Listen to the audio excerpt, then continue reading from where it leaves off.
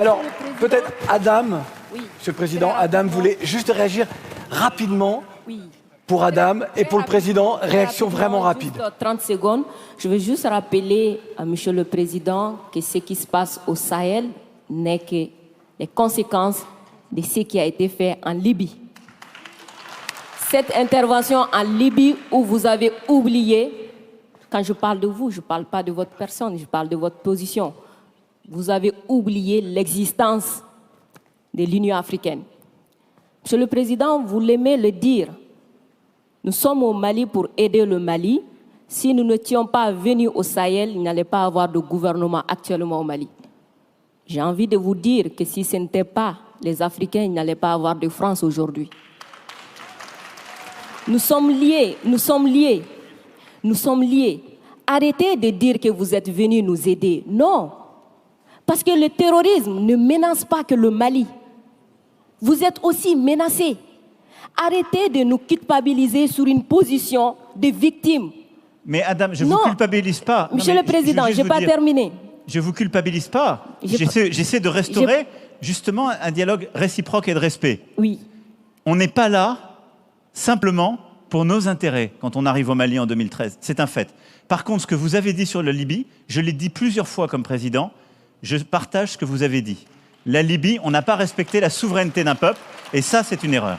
D'accord, merci d'avoir reconnu ça. Et si vous reconnaissez ça, vous allez voir que ce qui se passe au Sahel n'est que les conséquences de cette intervention. Donc, vous êtes au Sahel pour corriger l'erreur que vous avez commise en Libye. Et en corrigeant ces erreurs, vous êtes en train de commettre d'autres erreurs.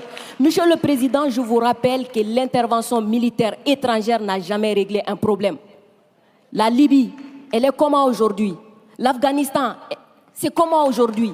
Donc l'intervention militaire ne va pas arranger les choses. Je ne voudrais pas que mon pays soit comme la Libye. Prenez votre responsabilité et surtout arrêtez de dire que nous sommes là pour vous aider. Non, vous n'êtes pas là pour nous aider. On est ensemble. On a un ennemi commun. On le combat ensemble. Et pour finir, ces sorties ces derniers jours entre vous et les autorités maliennes, c'est juste une honte. Parce que c'est une honte. Vous avez le même ennemi et l'ennemi, il est grandi.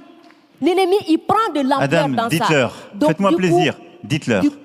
Du coup, arrêtez ça. Arrêtez ces discours paternalistes. Dire que nous allons vous aider, Non, nous n'avons pas besoin d'aide. Nous avons besoin de coopération. Nous avons besoin de partenariat. Et nous sommes liés par l'histoire, mais nous sommes liés par les dangers. Nous sommes liés par les défis. Mais je suis 100% d'accord avec ce que vous venez de dire.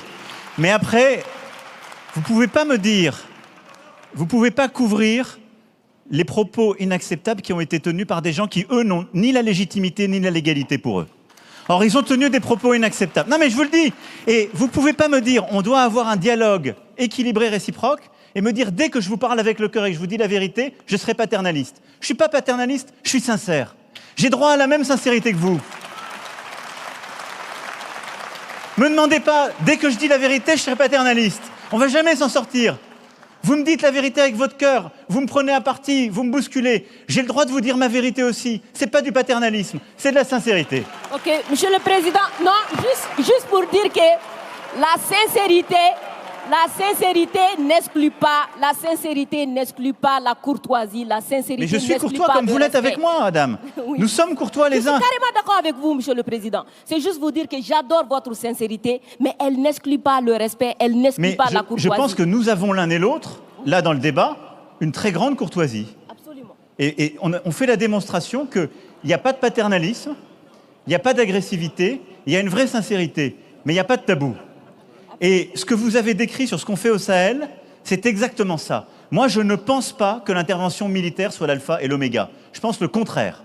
Et donc, le problème que vous avez aujourd'hui, c'est qu'il y a une autorité de transition qui dit « ils devraient rester là militairement, parce qu'ils ne veulent pas faire le travail ». Nous, mais exactement, il y a des accords avec des engagements de toutes les parties. Et donc, nous, on est là pour la sécurité, mais à côté de ça, depuis 2017, on a l'Alliance internationale pour le Sahel, qui est de l'aide au développement avec la Banque mondiale, l'Allemagne, tous les pays, justement, européens et autres, qui est cet investissement solidaire qu'on a dans la région. Et il y a le rôle du retour de l'État. Chacun doit faire sa part. Et plus vite le reste est fait, plus on peut se retirer militairement, ce qui est beaucoup mieux. Parce que je vais être clair avec vous, je partage totalement la finalité jamais une intervention militaire ne remplace le travail d'un État. Jamais. Et moi, je peux vous dire les yeux dans les yeux que je n'ai jamais envoyé l'armée française contre un État souverain ou pour remplacer un État souverain.